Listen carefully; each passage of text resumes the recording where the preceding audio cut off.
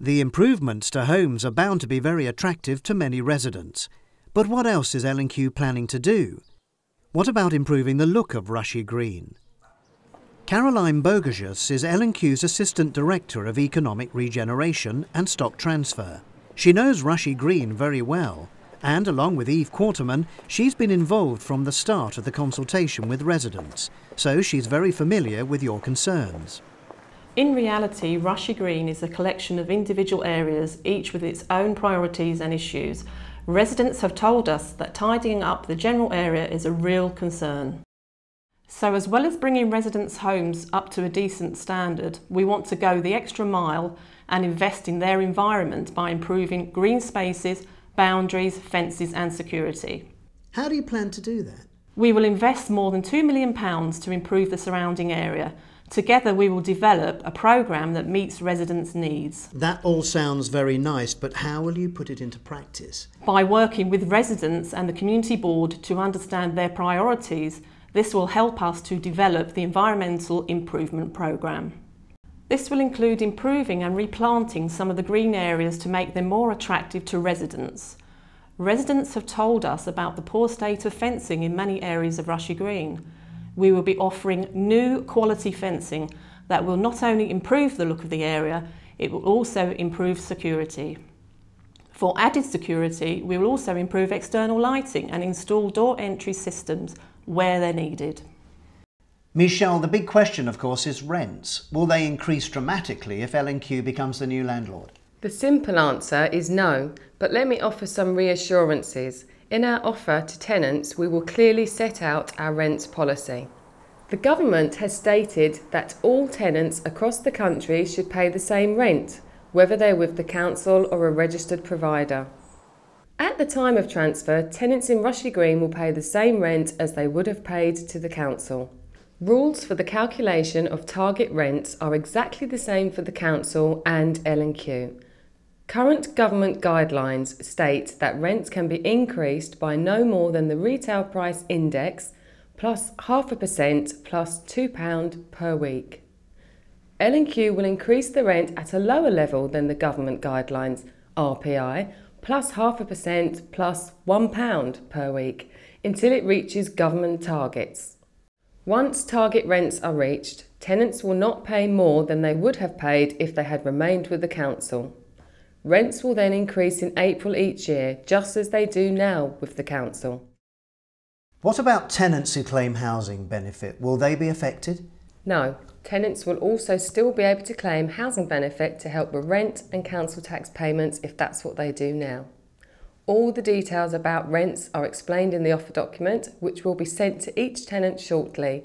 But if they have any concerns, they should come and talk to us. We're here to help. So far, we've heard that L&Q plans to invest heavily in making improvements to your homes and your environment. But what about the many rights that tenants have under the council? Will those change if L&Q becomes the landlord? Michelle, will those rights change if L&Q becomes the landlord?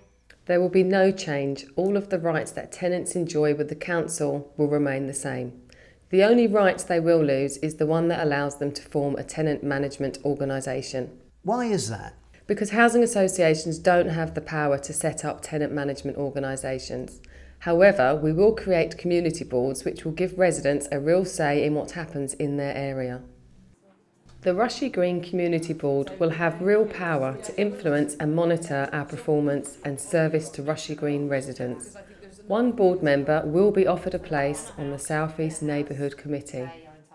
So apart from that, all the other rights stay the same. Does that include the right to buy? Yes, the right to buy and the current discounts will be preserved along with all other benefits residents enjoy with the council. In fact, the terms and conditions of the current tenancy are included in the new L&Q tenancy agreement. Where transferring tenants have already succeeded to their tenancy, this will be reset and another succession would be granted.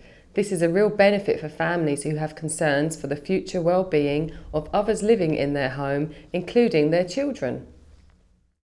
So now we know all the facts and we've seen the sort of improvements L&Q plan to carry out. But how will stock transfer affect leaseholders? Gary Cross has the answer.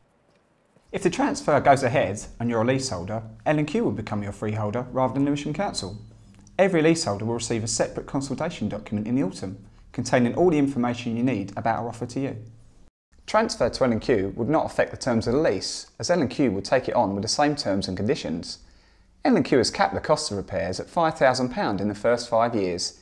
This means we will only charge leaseholders up to £5,000 for any repair work to the structural and communal parts of the building in the first 5 years of transfer, and only by the terms of the lease. We'll consult with you on any repairs that we intend to carry out. £5,000 might be too much for some leaseholders to pay in one go. Are you going to help them with that? We know not everyone can afford to pay a lump sum, so L&Q offers a number of options to make payment more affordable to suit individual needs. L&Q wants to be open and clear about charges it makes, so that leaseholders understand what they are paying for. Leaseholders will get a written estimate once a year that provides a likely cost of the services provided.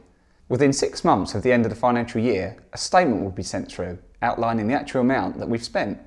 At this point, we'll tell leaseholders whether there is a further amount to pay or give a refund for anything we haven't spent.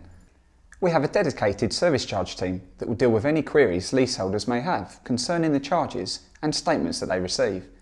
Leaseholders will also be fully involved in long-term decision making through our leasehold sounding board, subcommittees and through our various methods of resident involvement. Some leaseholders may like to make improvements similar to the ones that are offered to tenants in their homes. If that's the case, L&Q offer the opportunity for leaseholders to buy into the work at cost price and take advantage of lower prices if they choose from our range of fixtures and fittings.